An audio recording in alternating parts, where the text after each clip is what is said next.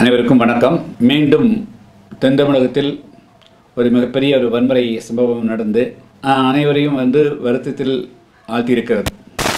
அகில இந்திய காங்கிரஸ் கட்சியினுடைய கிழக்கு மாவட்ட செயலராக செயல்பட்டு வந்த ஜெயக்குமார் தனசிங் என்பவர் தன்னுடைய சொந்த கிராமத்திலேயே கடத்தப்பட்டு அவருடைய சொந்த பூமியிலேயே எரிக்கப்பட்ட சடலம் கண்டெடுக்கப்பட்டு அவருடைய சடலம் இப்பொழுது அடக்கம் செய்யப்பட்டிருக்கிறது.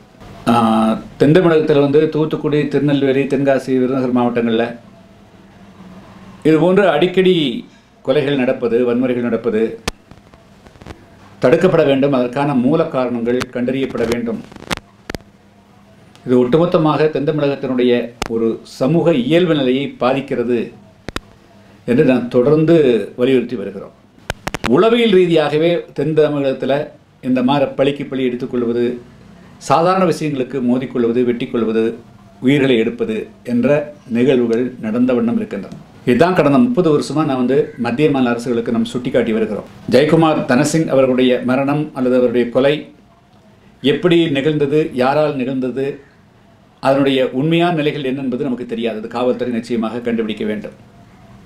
என்னை பொறுத்த மட்டும் நான் சொல்ல விரும்புவது, இந்த ஒட்டுமொத்த சம்பவமே ஒரு தவறான மனநிலையிலிருந்து உருவாகக்கூடிய விஷயமாக இருக்கிறது.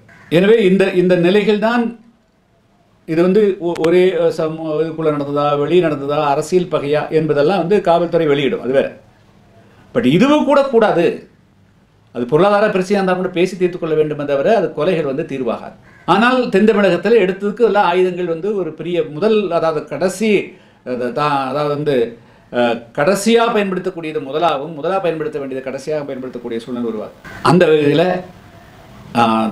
இவர் ஜெயக்குமார் காங்கிரஸ் கட்சியினுடைய தலைவருடைய கொலை, காவல்துறை இது சமூக சூழலோடு பொருத்தி பார்த்து அதை கண்டறிந்து அதனுடைய பின்பலம் என்ன, யார் செய்தார்கள், எதற்கு செய்தார்கள் என்பதை பார்த்து ஒட்டுமொத்தமாக தென் தமிழகத்தில் இதுபோன்ற எந்த சம்பவம் நடைபெறாத அளவுக்கு ஒரு சமூக சூழலை உருவாக்கணும். காவல்துறை கொஞ்சம் முன்னெச்சரிக்கையாக நடக்கணும் அப்படிங்கிறது தான் என்னுடைய வேண்டுகோள்.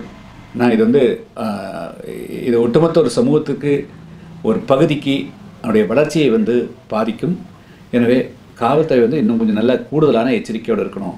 இது அரசியல் ரீதியாக நடந்திருந்தாலும் கூட இதுவும் ஏற்புடையதல்ல. பொருளாதாரத்துக்காக நடந்திருந்தாலும், அது கொடுக்கல் வாங்கல் ஏற்பட்டிருந்தாலும் அதுவும் ஏற்புடையதல்ல.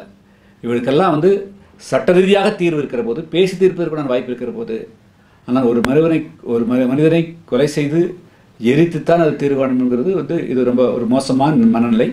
இதை மனநிலையை வைத்து தமிழ்நாடு அரசும் காவல்துறையும் தென் தமிழகத்தில் இது போன்ற சம்பவங்கள் எதுவும் வருங்காலம் நடக்காததற்கு அதுக்கு ஒரு தடுப்பு நடவடிக்கையில் ஈடுபட வேண்டும். இதை ஒரு சமூக சூழ்நிலையோடு பொருத்தி பார்த்து இதுக்கு ஒரு ப்ரிவென்டிவ் தடுப்பு நடவடிக்கைகளை கவனம் செலுத்த வேண்டும் என்று நான் கேட்டுக்கொள்கிறேன்.